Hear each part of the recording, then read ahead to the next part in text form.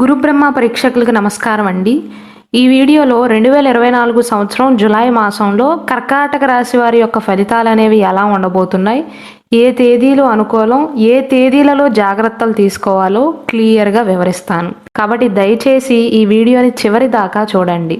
శ్రీ దుర్గాదేవి జ్యోతిష్యాలయం. మీరు ఇప్పుడు వరకు ఎక్కడెక్కడో జ్యోతిష్యం చెప్పించుకుని నిరాశ చెంది ఉన్నారా? అయితే ఒక్కసారి గురువు గారికి ఫోన్ కాల్ చేసి చూడండి. ప్రేమ, పెళ్లి, ఉద్యోగం, రాజకీయం, విదేశీ ప్రయాణం, ధనం నిలకడగా లేకపోవటం, భార్యాభర్తల మధ్య గొడవలు, ఆస్తి తగాదాలు, అప్పుల బాధలు, స్త్రీ పురుషుల ఎలాంటి గుప్త సమస్యలకైనా, ఎటువంటి సమస్యలకైనా ఒక్క రోజులోనే పరిష్కారం చూపుతారు. వీరు ఫోన్ నంబర్ 9542637206. ఇంట్రెస్ట్ ఉన్న వాళ్ళు ఎవరైనా ఏ టైంలోనైనా వీరు కాల్ చేయవచ్చు. ముందుగా గోచారాన్ని చూసుకున్నట్లయితే 7వ తారీఖున జూలై 7వ తారీఖున శుక్రుడు మిథున రాశి నుండి కర్కాటక రాశిలోకి ప్రవేశిస్తాడండి. అక్కడే 31వ తారీఖు వరకు ఉంటాడు. జూలై 31వ తారీఖున మళ్ళీ సింహరాశిలోకి ప్రవేశిస్తాడు. సూర్య భగవానుడు జూలై 16వ తారీఖున మిథున రాశి నుండి కర్కాటక రాశిలోకి వెళ్తాడండి. కుజుడు జూలై 12వ తారీఖున వృషభ రాశిలో తన సంచారాన్ని ప్రారంభిస్తాడు. బుధుడు జూలై 19వ తారీఖున కర్కాటక రాశి నుండి సింహరాశిలోకి వెళ్తాడు. శని భగవానుడి నెలంతా కూడా తన సొంత రాశి అయినటువంటి కుంభరాశిలోనే సంచారాన్ని కొనసాగిస్తాడు. కాబట్టి ప్రస్తుతం కర్కాటక రాశి వారిపైన అష్టమ శని యొక్క ప్రభావం అనేది ఉంది. ఈ నెలంతా కూడా రాహు మీనరాశిలోనే ఉంటాడు. కన్యా రాశిలోనేమో కేతువు తన సంచారాన్ని కొనసాగిస్తాడు. దేవగురువైనటువంటి బృహస్పతి ఈ నెలంతా కూడా వృషభ రాశిలోనే తన సంచారాన్ని కొనసాగిస్తాడు. కాబట్టి ఈ గోచారాన్ని బట్టి చూసుకున్నట్లయితే కర్కాటక రాశి వారికి పెద్దగా అనుకూలంగా ఉండదండి జులై మాసంలో. ఎందుకంటే మీ జన్మ రాశిలోనే సూర్య భగవానుడి యొక్క గోచారం ఉంది కాబట్టి కాస్త దూకుడుగా వ్యవహరిస్తారు. కాబట్టి నేను ఇంతకుముందు వీడియోలో కూడా అదే చెప్పానండి. అంటే మన గురు బ్రహ్మ ఛానల్లో ముందుగానే జూన్, జూలై, ఆగస్టు మాసాలలో కర్కాటక రాశి వారికి ఎలా ఉంటుందో ఒక వీడియో చేశాను. అందులో కూడా ఇదే మాటను ప్రస్తావించాను. కర్కాటక రాశి వారు అకారణంగా పై స్థాయి వ్యక్తులతో కలహాలను పెట్టుకుంటారు. ఇతరులు చెప్పేదాన్ని అర్థం చేసుకునే విషయంలోనూ, మీరు మాట్లాడే విషయంలో కూడా కొన్ని జాగ్రత్తలు తీసుకోవాలి.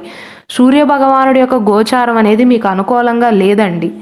శని భగవానుడు కూడా అష్టమ శని యొక్క ప్రభావాన్ని మీ పైన చూపిస్తున్నాడు. కాబట్టి మీ భావోద్వేగాలను కంట్రోల్లో ఉంచుకోండి. ఒకవేళ ఎవరిపైనైనా కోపం వచ్చినా ఈ మాసంలో వద్దండి. కావాలంటే మీ పంతాన్ని నెక్స్ట్ మాసంలో తీర్చుకోండి తప్ప జూలై మాసంలో ఎవ్వరితోనూ గొడవలు పెట్టుకోవద్దు, ఎవ్వరితోనూ వాదించవద్దు. ఓపికగా ఉండటానికి ప్రయత్నించండి. అంటే మిమ్మల్ని బాధ పెట్టిన వారందరినీ నేను వదిలేయమని చెప్పట్లేదండి. ఈ మాసం మీకు అనుకూలం కాదు అని చెప్తున్నాను గొడవలు పెట్టుకునే విషయంలో. కాబట్టి మీ సమయం కోసం వేచి ఉండండి. ఒకవేళ ఎవరైనా మిమ్మల్ని ఈ మాసంలో రెచ్చగొడుతున్నా, బాధ పెట్టాలి అని ప్రయత్నిస్తున్నా సరే, ఈ సమయం నాది కాదు, నా సమయం వచ్చినప్పుడు పగ తీర్చుకుంటా అనుకోండే తప్ప ఈ మాసంలో మాత్రం వాదోపవాదనలు చేయవద్దు. ఎందుకంటే గోచారం అనుకూలంగా లేనప్పుడు మనం ఒప్పు చేసినా తప్పుగానే కనిపిస్తుందండి. కాబట్టి ఈ మాసంలో వద్దు. జూలై మాసంలోని 19వ తారీఖు, 20, 21 వరుసగా ఈ 3 తేదీలలో భూ సంబంధిత విషయాలు కానీ లేదా సొంత గృహ సంబంధిత ప్రయత్నాలలో కదలిక ఏర్పడుతుందండి. గతంలో భూములు కొందాము అనుకుంటున్నా లేదా భూమి అమ్మకాల విషయంలో కానీ సొంత గృహ ప్రయత్నాలు చేస్తున్నట్లయితే, గతంలో ఏమైనా వాయిదా పడినట్లయితే ఈ మాసంలో అనుకూలంగానే ఉంటుందండి. చివరి వారంలో సంతాన సంబంధిత ప్రయత్నాలు చేస్తున్న వారికి శుభ ఫలితాలు ఉంటాయి. వ్యాపార రంగంలో పనిచేస్తున్న వారికి మధ్యమ ఫలితాలు ఉంటాయండి. ఇంటి మరమ్మతులు కానీ వాహన మరమ్మతులకు కాస్త డబ్బు ఖర్చు అవుతుంది ఈ మాసంలో. ఆరోగ్యపరంగా చూసుకున్నట్లయితే కర్కాటక రాశి వారికి సాధారణ కాలం అండి. పూర్తిగా అయితే అనుకూలించట్లేదు ఖచ్చితంగా ఈ మాసంలో. వేడికి సంబంధించిన సమస్యలను ఎదుర్కొంటారు. అలాగే సాఫ్ట్వేర్ ఉద్యోగస్తులు ఎవరైతే ఉన్నారో గ్లాసెస్ పెట్టుకోవటం కానీ, స్పెట్స్ పెట్టుకోవటం కానీ, ఐ ప్రొటెక్షన్ గ్లాసెస్ తెచ్చుకోవటం కానీ మంచిదండి. ఎందుకంటే ఆ రేడియేషన్ అనేది కంటిపైన ప్రభావం చూపే అవకాశాలు ఉన్నాయి. కర్కాటక రాశి వారు మాత్రం ఈ మాసంలో ఉద్యోగం చేస్తున్నా, వ్యాపారం చేస్తున్నా, మీరు పనిచేసే ప్రదేశంలో మీకు ఏ చిన్నది నచ్చకపోయినా కోపాన్ని నియంత్రించుకోండి, ఆవేశాన్ని అదుపులో ఉంచుకోండి.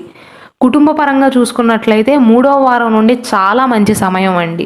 3వ వారం, 4వ వారం మీకు అనుకూలంగా ఉంటుంది. ప్రథమ, ద్వితీయ వారాలలో మిమ్మల్ని రెచ్చగొట్టాలి అని చూసేవారు, మిమ్మల్ని ఇబ్బంది పెట్టాలి అని చూసేవారు ఎక్కువ మంది ఉంటారు. దానికి మీకు కోపం వస్తుందే కానీ కంట్రోల్ చేసుకోవటానికి ప్రయత్నించండి. కుటుంబ సభ్యుల నుండి అయితే మంచి మద్దతు లభిస్తుంది. మీ జీవిత భాగస్వామి యొక్క మద్దతు కూడా మీకు లభిస్తుంది. కాకపోతే కర్కాటక రాశి వారి మాసంలో ఏం చేస్తారంటే వారి వృత్తి విషయంలోనూ వ్యాపార విషయంలోనూ ఏ విషయంలో వారికి చికాకుగా అనిపించినా సరే ఆ కోపాన్ని మొత్తాన్ని కూడా వారి కుటుంబ సభ్యులపైన పిల్లలపైన చూపించే అవకాశాలు ఉన్నాయి. కాబట్టి ఆ విషయంలో కూడా మీరు జాగ్రత్తలు తీసుకోవాలి. ఎవరిపైన అయితే కోపం ఉందో వారిపైన చూపించడంలో తప్పు లేదు, కానీ పిల్లలపైన కానీ కుటుంబ సభ్యులపైన కానీ జీవిత భాగస్వామి పైన ఎవరి మీద ఉన్న కోపాన్ని తీసుకొచ్చి వీరిపైన ప్రతాపం చూపించడం మంచిది కాదండి. దానివల్ల రిలేషన్స్ దెబ్బతింటాయి. ఈ నెలలో వ్యాపార విషయంలో కాస్త పెరుగుదల ఉంటుంది, ఆదాయంలో కొంచెం పెరుగుదల ఉంటుంది, కానీ పని ఒత్తిడి కొంచెం ఎక్కువగా ఉంటుంది. పెట్టుబడుల విషయంలో కానీ లేదా కొత్త వెంచర్లను ప్రారంభించడానికైతే జులై మాసం మీకు మంచి కాలం కాదండి. పెట్టుబడులు ఏవి కూడా ఈ మాసంలో పెట్టకపోవటమే మంచిది, ఎందుకంటే మీ మనసు మంచిగా ఉండదు.